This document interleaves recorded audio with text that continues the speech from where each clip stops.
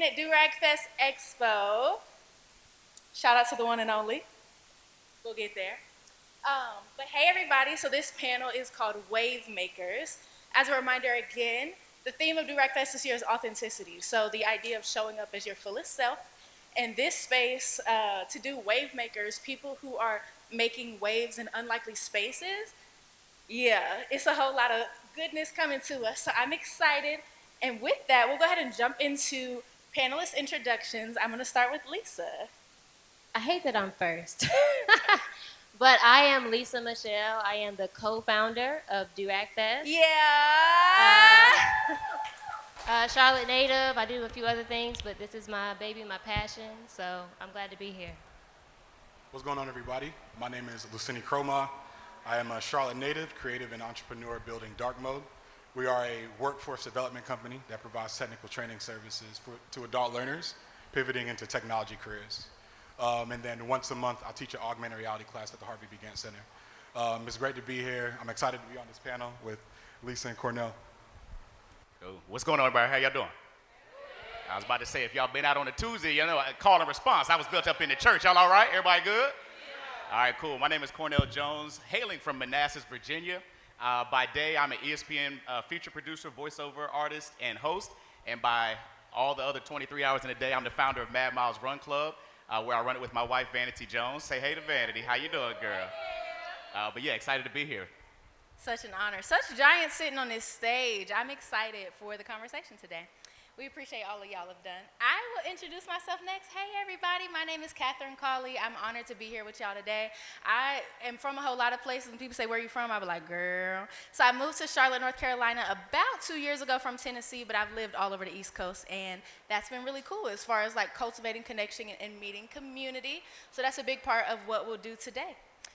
So, with that being said, we'll go ahead and jump right into community. I think with Mad Miles, Dark Mode, and Durag Fest, community has naturally become a part of what all of you do. My earring fell out. It's fine. Don't worry about it. It's about authenticity. It's fine. cute, though. Don't worry about it, period. Okay. So, it's a big part of what we do, community. And so, while that's not why y'all started what you do, you've built such beautiful ones through it. So, I would love to talk about the impact of community on your businesses.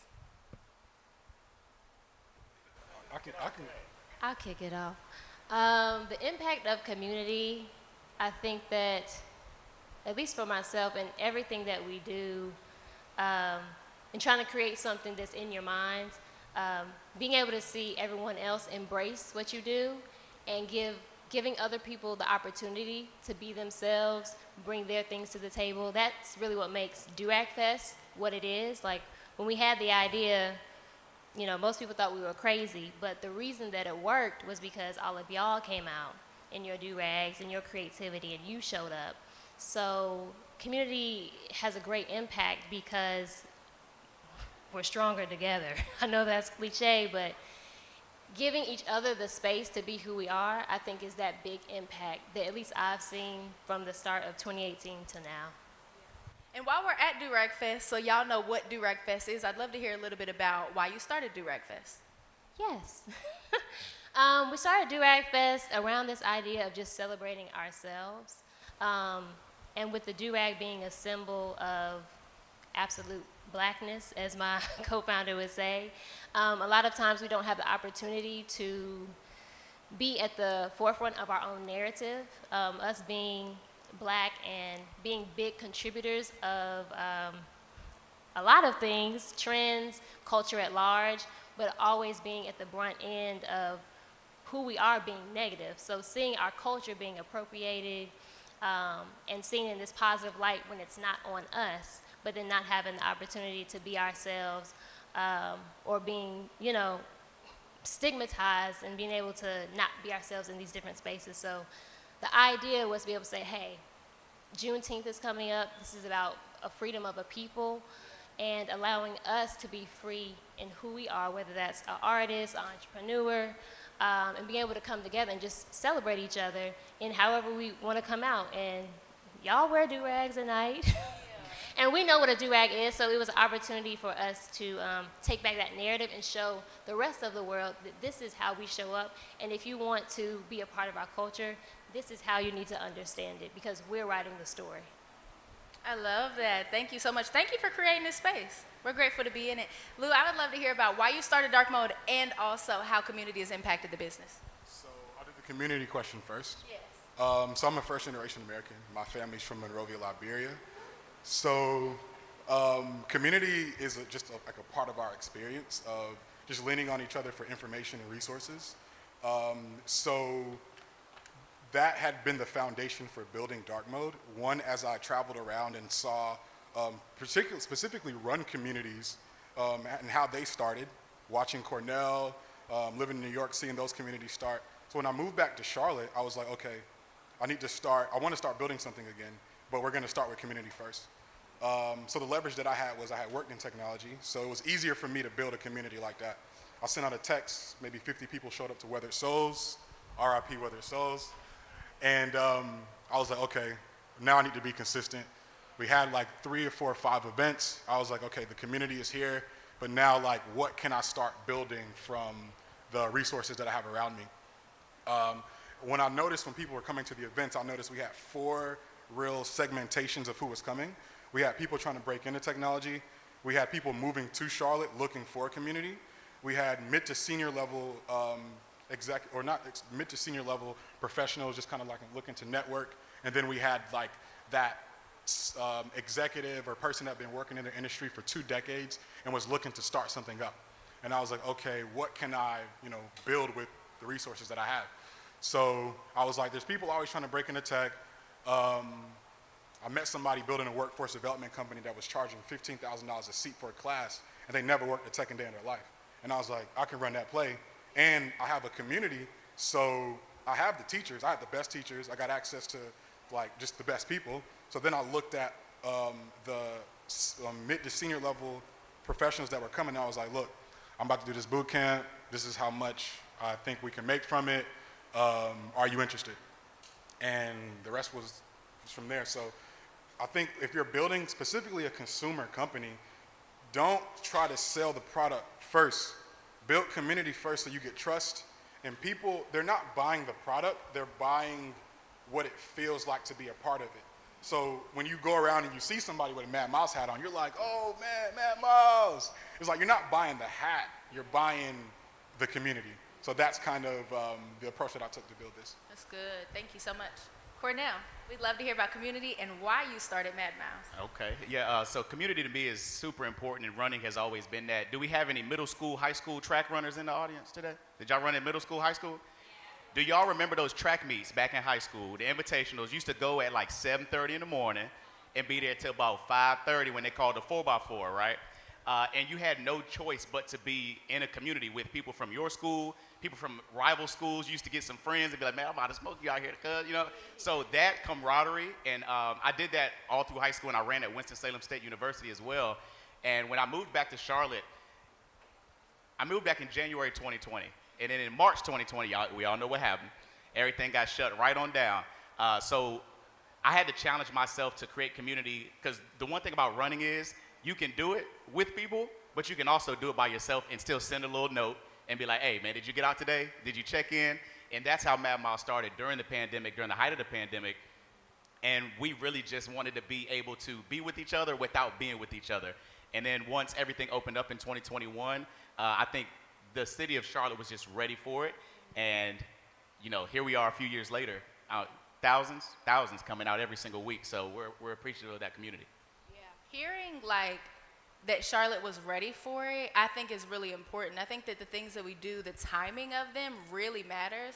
What has it looked like for you all to progress throughout time and like evolve as a person as well as evolving your business to fit not just the times, but the time that you need to kind of steward in this space? I'll start with whoever's ready, but Lou looked like he got some, so I'd love to hear it. Yeah, for sure. So yeah. My personality has to develop a lot over the, past like 8 years. Imagine, traditional computer science background, so like that personality type for the most part. And, living in San Francisco, I was okay, I want to start building something just because based on the people that I was around. But when I originally started building, I was just a very product and engineering focused person because I thought that is the most important part of the business.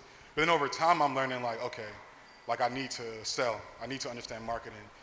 As I was, learning about customer discovery, I was like, I need to reach out to people. I got to be a little bit more nuanced in the message that I'm going. So I had to build that skill set.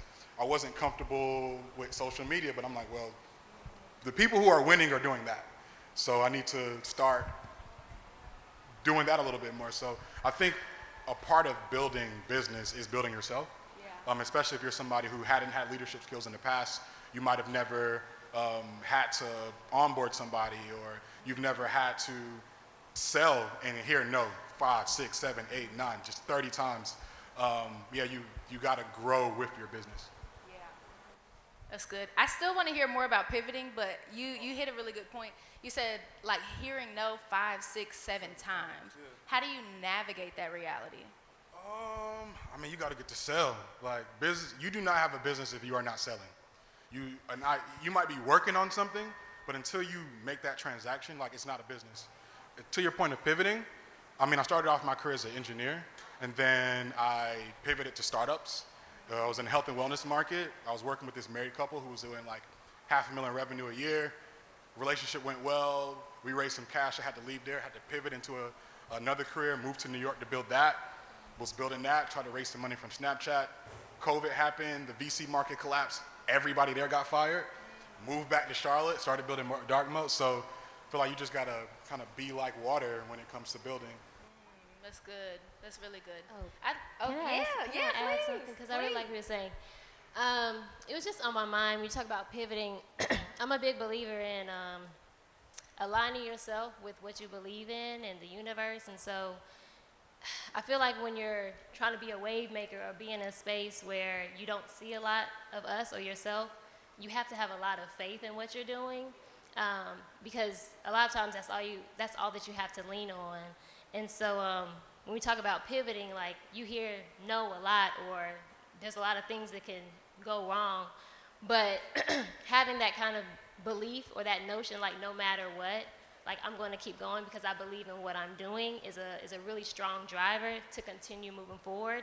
And I think when you have that unrelenting, like, no, I feel the opportunity, I know that this is something I'm supposed to do, that pivot naturally comes because you're starting to see opportunities where for someone else it may look like a barrier or a challenge, but if you look at every situation as an opportunity to learn, as an opportunity to grow, that pivot happens naturally because now you're starting to align with the things that you're talking about, the things that you're seeing. And so I think it's really important when we talk about pivoting to have faith and belief in what you're doing and just to keep pushing forward. Yeah. Like if I knew I was called to do this, I see an obstacle, but I realize that I have to be able to overcome it because I was called to do this. That's good. Cornell, I'd love to hear next from you about pivoting, about pivoting, and also the fact that we're casually talking about Mad Miles, like it's not crazy that you really started that. Like we're literally saying the word Mad Miles and like expecting that the people in the room know what that is. Like that's crazy what you've built and how people have grown from it. So what does pivoting through your business and as an individual look like? Yeah, I think it's important talking about hearing no often and also hearing about pivoting. But the most important part to me within that is having a foundation. Yeah. And again, my foundation is the church, my family, and running. So I know those three things, I'm not pivoting from those three things. Yeah. And I think a lot of people, as we try to chase our dreams, we lose focus a little bit. And I'm a visual learner, so I'm gonna do it like this. If y'all ever played basketball, y'all understand that when you get the rock, if you turn like this, that's a travel. Somebody tell you no, you turn like this, that's a travel. But if you get the rock and somebody tells you no and I pivot, my foundation is still right here. Yeah. I ain't go nowhere. Yeah. I'm running, my family, and God. You know what I'm saying? And then boom, tell me no again, another pivot. Yeah. I'm still going to a different goal, but my foundation is still right where I wanted it to be. So that's my like I'm a visual learner, so I just like to say pivot, but have a foundation and don't move off of that. And when you hear no's, don't just turn around and be, all right, let's try this new thing. Let's try this new thing. Let's try that new thing. Yeah. That's how you just start to be a busybody and start to kind of just be all over the place. Yeah, that's good. And you start to lose faith in your own vision because it's like, my feet gone so far. That's good. I love that. Thank you for sharing. I'd love to hear from Lou on this next one. So how are you navigating getting in rooms with people who inspire you to think bigger? Right. So I think that being a part of organizations, being part of the right organizations matter. So when I was in college, I did NSBE, and through NSBE, at the conference, I had a chance to have dinner with Jack Dorsey. He's the CEO of Twitter, just through a relationship there. And then what happened after that? I think the best experience that I had was I got invited to Rich Lou Dennis's house in East Hampton. So Rich Lou Dennis and Boyne Shea Moisture, Black billionaire. And it's just having friends who are aligned with the same sort of thinking. And then, I mean, you can imagine you go to a billionaire's house and you're like, what is this about to look like? Like, what am I about to see? A gate, a long row, and it's just house, space, house. And it's like one person's crib. So we get to the crib, and first of all, the way we got invited was my friend, Mark Brown, amazing guy, works for Snapchat, from Detroit. He knew this guy named Delane Purnell. He's the youngest black founder to raise a Series A round of $96 million. He called him up, we went there, and we're in the car, and this guy named Rodney Williams is in the back. Rodney got like 3 companies. And the whole ride to East Hampton, he's just like working on every company. And these ain't no small companies. He's raising like $10 to $20 million for each company. He's 35 years old, and I'm just like the numbers that I'm hearing are just weird. We get to the house, and I mean, it's exactly what you think. It's like black art in there. You got like his family's around. He's also Liberian, so I got to like have this experience with like this Liberian dude. The founder of the Shade Room is there, and they're just talking about deals and using numbers, and I'm like, is this normal? And after that situation, I was just like, okay, I don't feel any different from the people that I was around. They were just confident. Like, they were just very confident in what they were doing at a very young age. They were okay, like, with rapid growth. Like, one guy was just really okay with conflict. He was really okay with just using big numbers. And these people they're showing up as themselves. Yeah. Like, they're not wearing suits. They're like going to the meeting with whoever and showing up as themselves, but they're just really aggressive, really confident. And I was like, okay, I ain't been moving right. Yeah. That's good. That's good. I want to bounce Lisa off of that one and talk a bit about how you learned when making waves in unlikely spaces to show up confident and show up as your fullest self, and then inspire others to do it. Okay, girl, ask it one more time. Hey, no. I want to know basically, like, how did you find the confidence to show up as yourself in this space that wasn't necessarily charted out for you? No, that's a really great question. I think that a part of it is continuing, how we talked about, just keeping on going regardless, even in like the spite of obstacles. But I think at some point, like, the more that you do something and you overcome the challenges, you start to get more confidence in yourself, because you start to realize, like, hey, like, even though this went wrong, or I was really, really anxious about this one thing that I thought would ruin me, but I got through it, you start to get this proof about yourself, like, listen, I've gotten through all of this stuff behind me. Whatever's in front of me, I can get through it. Like, I think a lot of times, even now for myself, when challenges come, we forget about all the things that we've already overcome. Yeah. And so we get kind of sidetracked from knowing that our history is like the count, like, we're up, you know what I'm saying? Like, we've already won.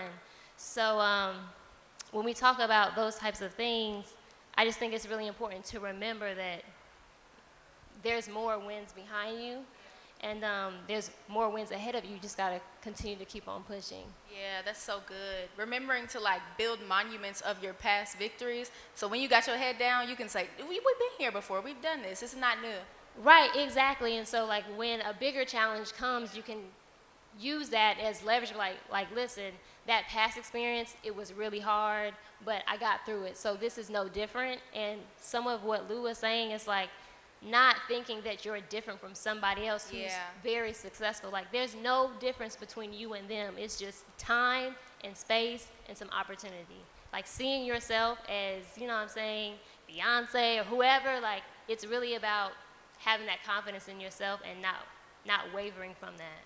Yeah, that's good. That's good. What about you, Cornell? I'd love to hear about how you get in spaces with people who intentionally inspire you. Yeah, to me, it's as simple as like being in the room, right? You don't know what you don't know. So to me, I try to surround myself with people who have crazy, outrageous, like wild dreams. I'm a big dreamer. I tell my wife all the time, like, I'll wake up and just be like, hey, can we do this? You think we can do that? And she'd be like, who is paying for this? That's what we say at the house. I don't know why we say it like, but we say, who is paying for this? Yeah. But I like to have dreams. I like to go random places. So for running, there are world major marathons. And we're like, it's in Boston, Berlin, those type of places. So in my mind, I'm like, hey, I don't know if I want to run 26.2 miles, but I can go.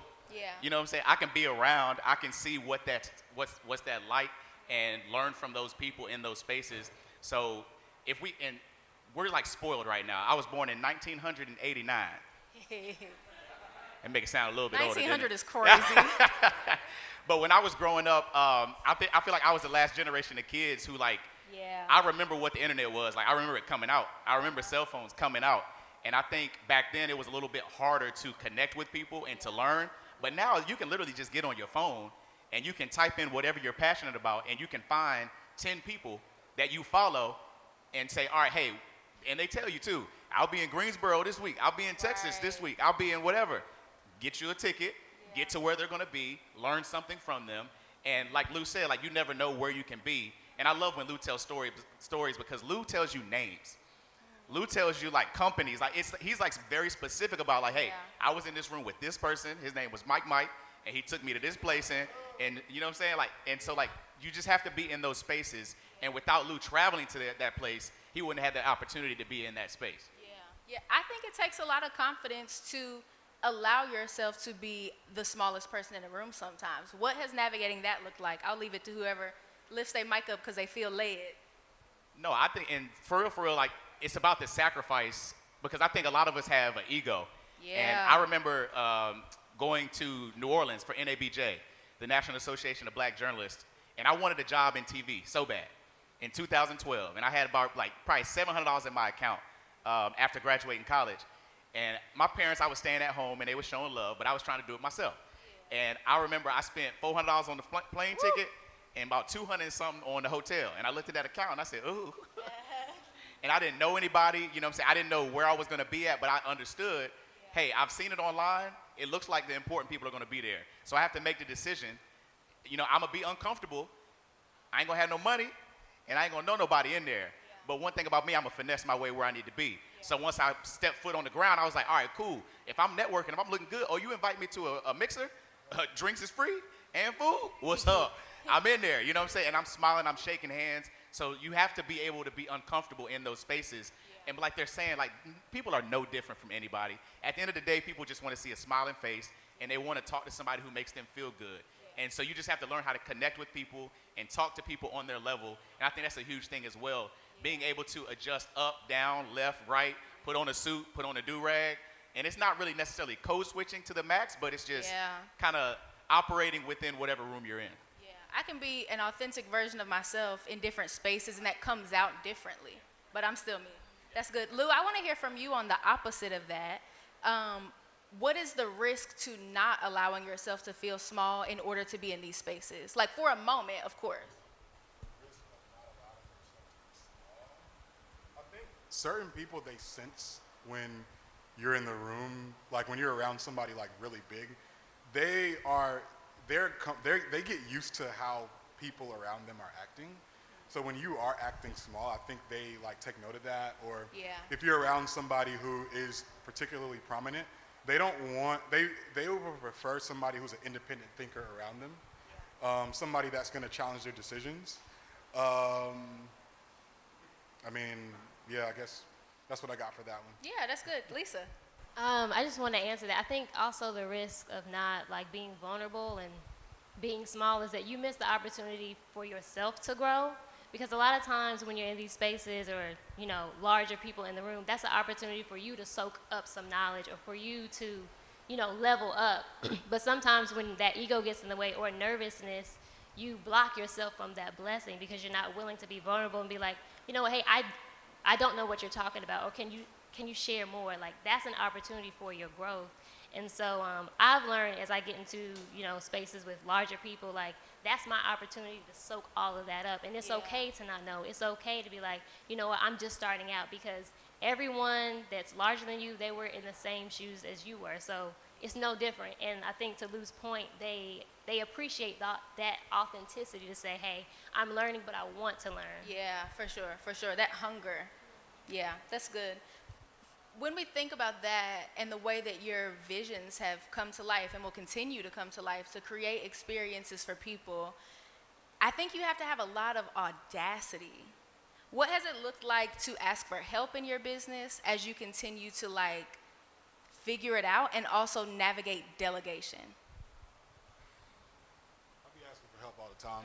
I was just over at Mind Designers company right here asking for something. I needed to get access to somebody over there. I was like, hey, Lisa, this other Lisa, not this. I was like, hey, I need help. Can you make an intro?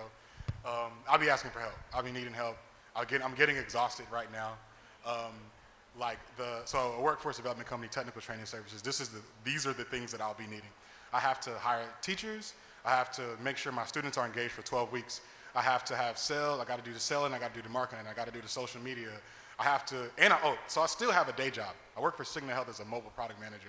So it's like work during the day, working on stuff, 5 to 7, I'll take sales calls. But we're still new, so we got to get brand awareness. I need access to journalists. I don't have access to journalists or like on a consistent basis. I got to figure out Google ads. Like I'll be needing help, so I'll be asking for it. Like I love that. I know that I'm not the smartest person. So yeah, when you're building something that you want to scale larger than yourself, like you cannot do it by yourself. Yeah. So yeah, just get comfortable asking for help. Yeah. And I'd like to hear from Cornell. I think not asking for help can be, like you said, like an ego thing sometimes. Also, like, God gave me this vision. I trust myself to steward the vision well. Like, how do you navigate letting people stand in place and trust that they're going to carry forth that vision with the same integrity and passion that you would? Yeah, I think at times we ask for help on the small things all the time, and when it gets to big things, we like, I don't know why we get nervous. So we all will ask our friends, like, hey, what y'all wearing tonight? You know what I'm saying? Is this all right? Like, I'm good. We'll ask those questions. We'll go to a restaurant. We'll ask the waiter or the waitress, what's good on the menu? What that taste like? You've been here before. I haven't. What is this? And we do it on the small level, but when we get to like our dreams and our goals, we want to be quiet because people are like, oh, well, you're supposed to know the answer. Why? Why am I supposed to know the answer? I don't know. I love to say I don't know. And you have to surround yourself around people who are experts in those spaces. So like you said audacity, and we just ran at Bank of America Stadium on Monday, Mad Mouse for the first time ever, which was crazy. Thousands of people out there, and we had to have the audacity to go in a room and say, hey, we want to do something this big. Did I know how to do it when I did it? Absolutely not. But if I wouldn't have put it out in the room and asked for help, a woman named Katie Sharp wouldn't have came and said, hey, we actually can, can partner with this. And then I'm like, oh, well, how would we get the people there? And Vanity is like, hey, I actually know how to do this thing. And when you start to build that community and when you come up with I don't know, but if you teach me, if you tell me how to do it, I'll adjust myself. Thank y'all for showing up. Thank y'all for your passion, for your grace, for all of that. Thank you for the work y'all have done, the places you've created for us to exist within and grow within and really continue to build community. So we appreciate y'all. Thank y'all so much. Thank you. Thank you.